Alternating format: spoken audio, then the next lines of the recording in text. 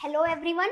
So you know we had started the to the point current affair. अभी तक हम science and take cover कर चुके हैं और अब हम हमारा जो बेसिक फेवरेट टॉपिक है जहां से मोस्टली क्वेश्चंस भी आते हैं, और ये एक बहुत ही ऐसा टॉपिक है जो कि आपको स्टैटिक के साथ कंबाइन करके करना है, तो उससे हम स्टार्ट करने वाले हैं। So today we are going to start with the to the point current affair for the economics. अब जैसे कि आपको पता है, ये जो अगर पीडीएफ आप पढ़ना चाहते हैं तो वो आप वेबसाइट से भी ले सकते हैं, या तो ऐप के थ्रू भी आप 29 रुपीज में सब्सक्रिप्शन ले सकते हैं। सो प्रिंटेड नोट्स जो हैं वो आपको मिल जाएंगे। So now we are going to start with the first topic, and the first topic is related to the RBI revise the priority sector lending guidelines. So ये टॉपिक पढ़ने से पहले we need to know RBI जो है उनका function क्या है, and जो हमारा प्रायोरिटी सेक्टर लैंडिंग स्कीम है ये बेसिकली सिग्निफिकेंस क्या है, इसका जो बेसिक मीनिंग है वो क्या है। RBI is the central bank of India. Central bank of India it means that कि आरबीआई की रिस्पॉन्सिबिलिटी है दैट उनको money related things in the country control करना है। RBI is considered as the banker of the government, and even RBI is considered as the lender of last resort. Fine. So RBI को ये देखना होता है basically कि उनको resources को किस तरीके से विदहोल्ड करना है इन the economy, so that the प्राइमेस्ट goal of the RBI to maintain the liquidity as well as the money stability in the economy, उसको वो मेंटेन कर पाए। So on that basis, on that note, RBI ये ensure करता है कि वो money की स्टेबिलिटी एंड लिक्विडिटी वो तभी मेंटेन हो सकती है अगर हमारी इकोनॉमी में वो मनी की stability and liquidity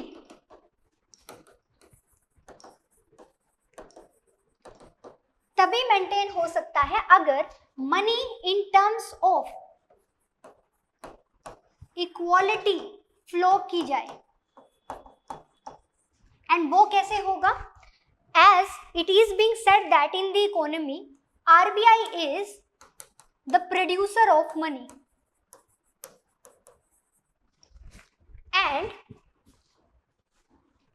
public is the consumer of money. Means RBI is printing the money for the public.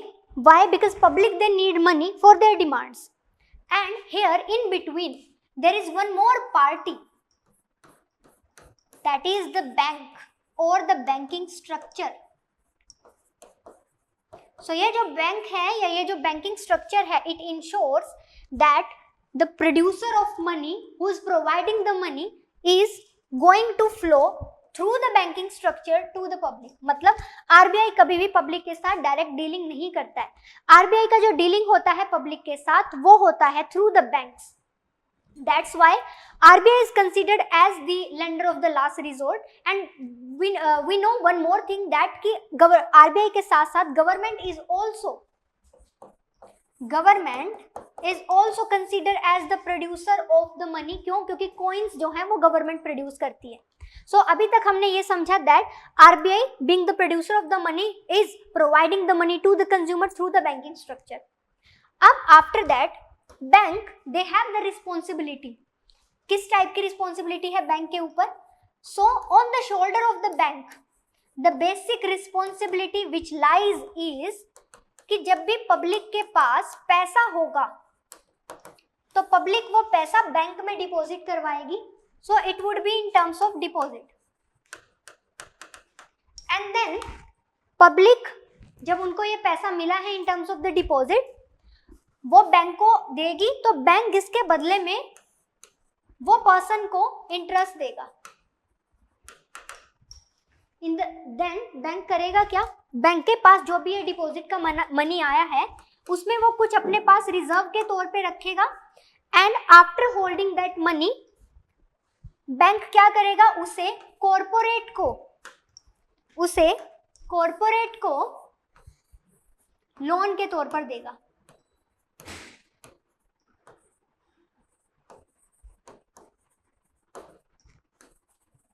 और ये जो कॉर्पोरेट है वो इसके बदले में बैंक को इंटरेस्ट पे करेंगे। तो बैंक ने इधर इंटरेस्ट 1 एंड इधर interest 2, so the difference between 1 and 2, उसके बीच में जो डिफरेंस होगा वो होगा बैंक का profit. That's why bank they want to provide loan to the corporate as much as they can, क्योंकि उससे जो इंटरेस्ट मिलेगा उससे प्रॉफिट ज्यादा होगा. More loan, more interest earned, more profit to the bank. So that's why bank ज्यादा से ज्यादा लोन देना चाहते हैं जो कि उनके लिए प्रॉफिटेबल हो. अब यहाँ पिक्चर में कौन आता है? RBI. RBI is pressurising the bank to give loan to the needy person. Needy person ये नहीं कि आप बोलो कि मेरे को तो आईफोन चाहिए, मैं तो बहुत ज़रूरत है आईफोन की, आईफोन के बिना तो मर जाएंगे, मैं नीडी पर्सन हूँ, मुझे आईफोन के लिए लोन दे दीजिए. नहीं, needy person means self help group, needy person means MSME, it means agriculture, it means the women self help group. तो इन ये नीडी पर्सन है, मीन्स द वल्नरेबल सेक्शन. तो इनको जो है लोन देना है, और ये लोन देना है कैसा? प्रायोरिटी बेसिस पर. When RBI is compelling to the bank to provide lending on priority basis, that is called as priority sector lending. Means जब भी बैंक के पास पैसा अमाउंट आता है कि उनको वो लोन में देना है, तो उन्हें उन प्रायोरिटी सेक्टर को लोन में देना चाहिए जिनको ज़रूरत है. आफ्टर दैट जो सरप्लस उनके पास बचता है उसको वो जो है कॉर्पोरेट्स को लोन के तौर पर दे सकते हैं. This is the kind of conditions which is being provided by the RBI to the basic banks. Fine, okay. So now heading towards this basic news. As per this news, RBI had revised the priority sector lending guidelines. We know what are the priority sector or what kind of priority sector lending is. तो आप यहाँ देखिए RBI ने अपनी lending की जो guideline है उनको revise किया है and encourage किया है बैंकों को कि वो छोटे छोटे small loans दे किसे? जो economically disadvantaged districts हैं जिनका की average loan size जो है वो छोटा है. So this is a kind of guideline जो RBI ने provide करवाई है. अब प्रायोरिटी सेक्टर लेंडिंग जैसे कि हम जान चुके हैं, अब हम ये देख लेते हैं सेक्टर कौन कौन से हो सकते हैं इसके लिए. There are some specialised sector for that, जैसे कि agriculture, like MSME, like some social infrastructure, some types of renewable energy and some priority sector जो कि सोशल और इकोनॉमिक सिग्निफिकेंस जिनका रहता है, उन सेक्टर को हम यहाँ पर इंक्लूड करके चलते हैं. अब आरबीआई ने क्या किया है? आरबीआई ने गाइडलाइंस दी हैं that Central Bank has assigned a higher weight of 125% to the incremental priority sector credit in the district with per capita priority sector credit less than 9,000 and with effect from financial year 25.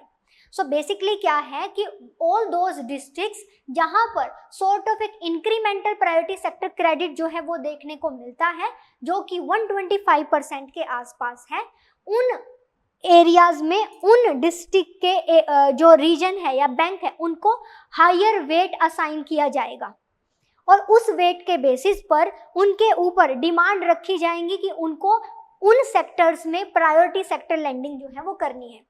इससे पहले जो RBI है उसने ये limit जो है वो 6,000 तक रखी हुई थी, अभी जो है वो रखी गई है 9,000 और I mean credit less than 9,000 rupees.